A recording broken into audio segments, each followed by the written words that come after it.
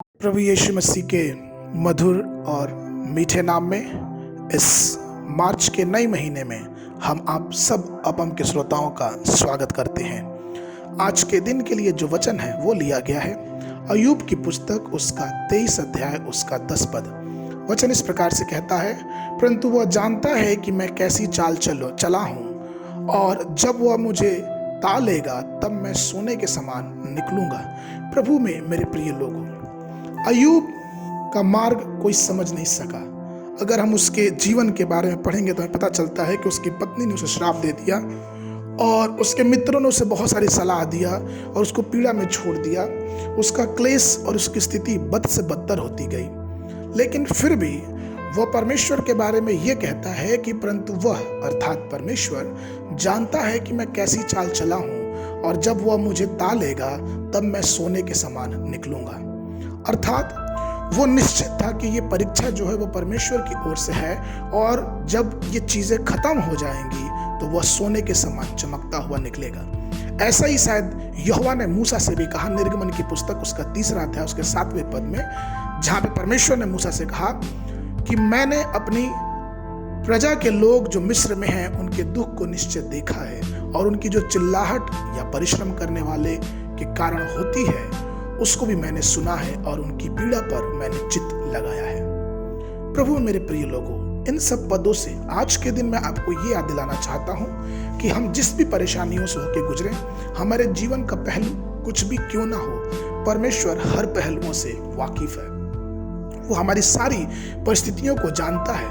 यहाँ तक कि दाऊद भजन संहिता उसके 38 और 6 में कहता है, मैं बहुत दुखी हूँ और झुक गया हूँ, दिन भर मैं शोक का पहरावा पहने हुए चलता फिरता हूँ।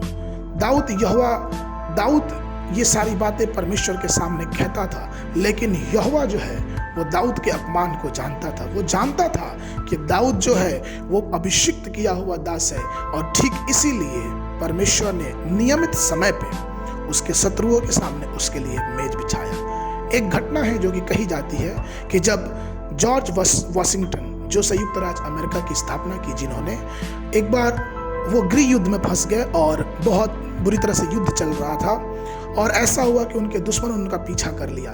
जॉर्ज सर जो थे वो अपनी जान बचाने के लिए घोड़े पर बैठ के भागने लगे।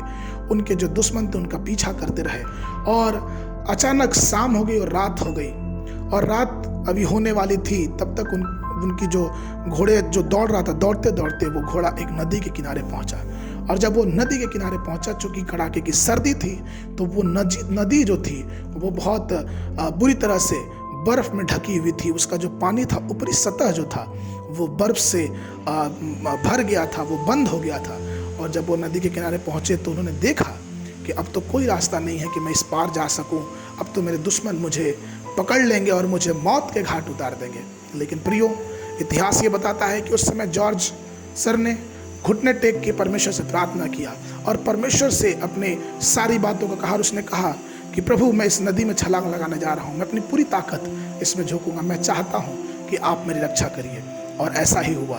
उन्होंने घोड़े को वहीं छोड़ा, उस नदी में छलांग लगा दिया। उस ठंडे पानी में जो ऊपरी सतह बर्फ से ढका हुआ था, परमेश्वर ने उनकी सहायता की, और वो तैरते हुए उस नदी को उस पार तक चले गए। पीछे से उनके दुश्मन भी आए, उन्होंने भी चाहा ऐसा करना, लेकिन चूंकि इतनी ठंड थी, बर्फ बहुत जमा हुआ था, उनकी हिम्मत नहीं हुई, और इस प्रकार से जॉर्ज वॉशिंगटन का जो जीवन था वो बच गया। प्रभु मेरे प्रिय लोगों, ये गवाही मैं क्यों आपको बता रहा हूँ? क्योंकि मैं आपको ये जताना चाहता हूँ कि परमेश्वर हमारी हर परिस्थितियों से वाकिफ है। अगर वो परमेश्वर जॉर्ज वॉशिंगटन को उनकी कठिन परिस्थितियों में बचा सकता है, उसकी मदद कर सकता है, तो आज हमारा परमेश्वर जीवित है, और हमें आज भी वो बचाता है, हमें संभालता है, और हमें विजयी जीवन देने के लिए तैयार है। इसलिए आइए हम उस पे विश्वास करें, उसकी बातों को जानें, और ये जानें कि वो हमारी हर एक परिस्थितियों को जानता है, समझता है और देखता भी है।